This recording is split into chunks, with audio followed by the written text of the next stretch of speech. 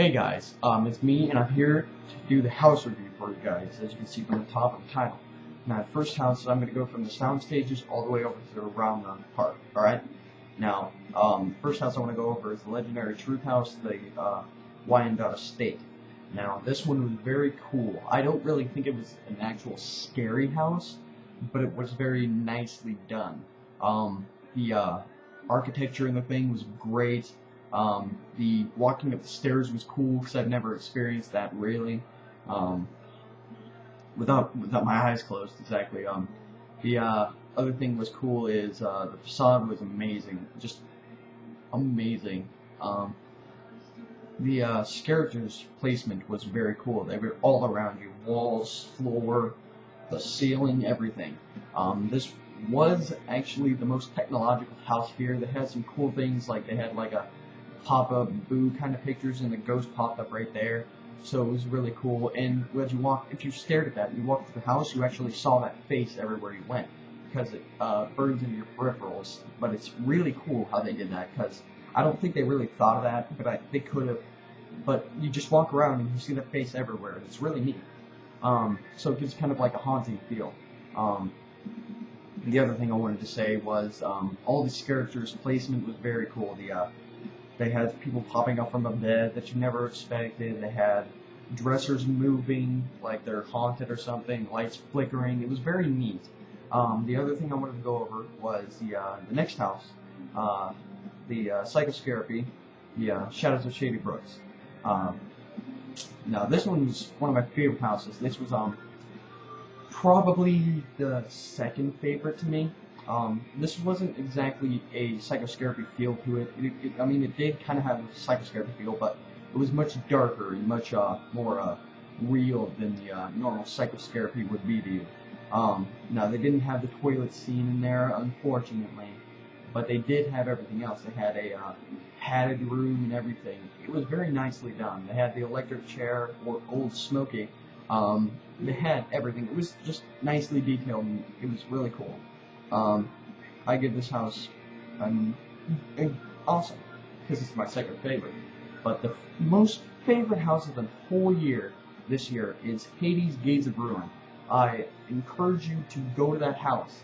No matter what you do, go to that house. I don't care if it's too late and you gotta get home. Go to that house and then go home. Because it's just an amazing house. The characters when there were cool. The characters in there were cool. The scares were great. The sets were really gruesome and gory, and some of them were really just detailed out, like the Gonzo and stuff. So it was really neat. I give this house friggin' awesome, because it's my favorite house of the year. Now the third favorite house I would give is Zombiegan, because I just enjoyed it. It was I enjoy zombies a lot. Now, a lot of people don't think that this house was really good, but I enjoyed it. I think it was a very long house, and I enjoy the longer houses. So it was the characters were very good in this house. The scares were good. This did have kind of comedic feel at the beginning of the house. I didn't feel like an extreme comedic feel to it, but it pretty much was a comedic. They wanted to make a comedic feel to it, but it was a very good zombie house otherwise. The scares in it were good. Like there was a part where it sounded like a truck or a car hit the wall, and that was neat. And then they had this smashing gate that came down, so that's pretty cool. The next house I wanted to go over is the orphanage. Now this one was kind of, it wasn't my favorite house, I'll give you that. I mean, it was a darker house, kind of like, not exactly like an evil dark house, but I mean, it was a depressing kind of house, I guess. I mean, it didn't make me feel depressed, but it was kind of like, it wasn't exactly scary, but it wasn't depressing. It was dark. They had burned wood, they had sad music playing, kind of like a darker music playing, and it was very good, but the only thing is they didn't put many Cindy's in there. They only had 2 Cindy's, and I was a little bit disappointed in that. And they were only at the end, and they really didn't scare me that much. I think it's going to be a lot better if I go in there in the night, but unfortunately, this most packed house, the Jaws queue always is the most packed house, I guess. I don't know why, but it usually is. And it's kind of hard to go at night when you're there early in the morning and there's a short line and you just go in there anyway. But it's fun otherwise. Next house I'm going to go over is Havoc Dawn of War. Havoc was a very good house to me. It really did have like a high adrenaline to it. It kind of made you feel like you were in the Thing house again, but nothing really measures up to the Thing house to me, but because it's my favorite house out of the whole years that I've gone. But it's very neat how they did this house. It was like you feel like the Thing, but it wasn't exactly the Thing. I'd give this house probably meh. I mean, on the scare factor, it was really good.